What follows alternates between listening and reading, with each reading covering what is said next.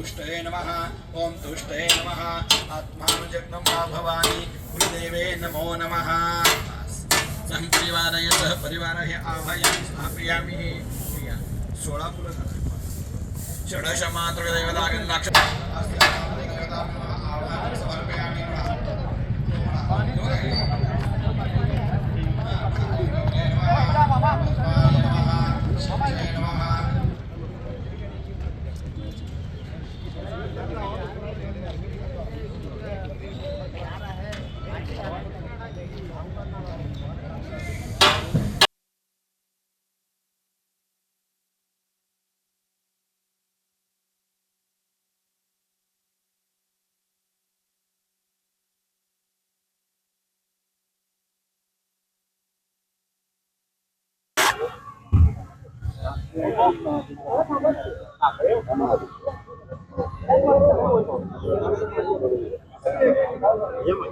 जय भवानी जय शिवाजी हर हर महादेव।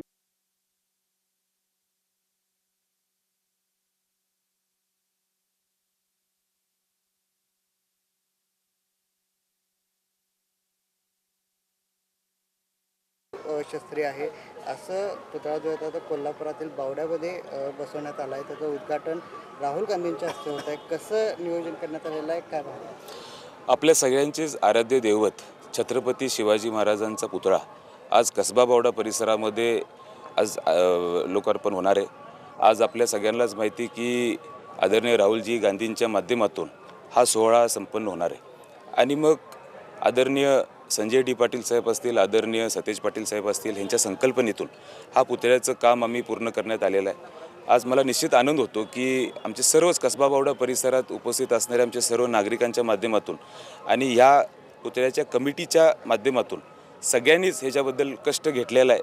आणि मग मला हा निश्चितपणे सांगायचं आहे की आम्हा सगळ्यांसाठी हा ऐतिहासिक क्षण आहे जो सगळेजणच आज या ठिकाणी साक्षीदार होणार आहेत.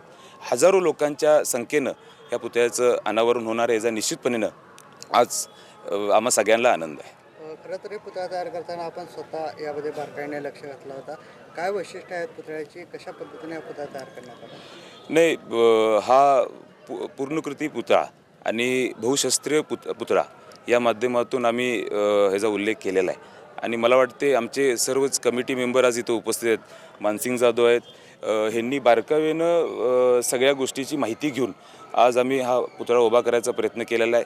मला वाटते मानसिंग जाधवांना देखील ह्या विषयाबद्दल जरा ते तुम्हाला जास्त माहिती देतील, कारण ह्याबद्दल सगळ्यांचं सहयोग, सगळ्यांचं योगदान मोठ्या प्रमाणात राहिलेलं आहे. आणि आम्हा सगळ्यांना आनंद आहे की हे सगळं करत असताना अनेक लोकांनी ह्याचा हातभार लावला, योगदान दिलं, म्हणून आज चांगल्या पद्धतीचा पुतळा हा कसबा बावडा परिसरामध्ये उभा होत आहे. सिंधुदुर्गामध्ये जे काही घटना घडली पुतळ्याची, त्यानंतर प्रत्येक पुतळ्याचं काहीतरी प्रश्न उपस्थित होत असतात. अशा काळामध्ये आता हा पुतळा उभा करण्यात आलेला आहे. सुरक्षेच्या अनुषंगाने कशी काळजी घेण्यात आली? सिंधुदुर्गमध्ये जी घटना घडली त्याचं दुर्दैवच आहे. आम्ही सगळ्यांनी त्या गोष्टीचा निषेध केला आणि मग अशी घटना कुठेही घडू नये ही काळजी प्रत्येकाने घेतली पाहिजे.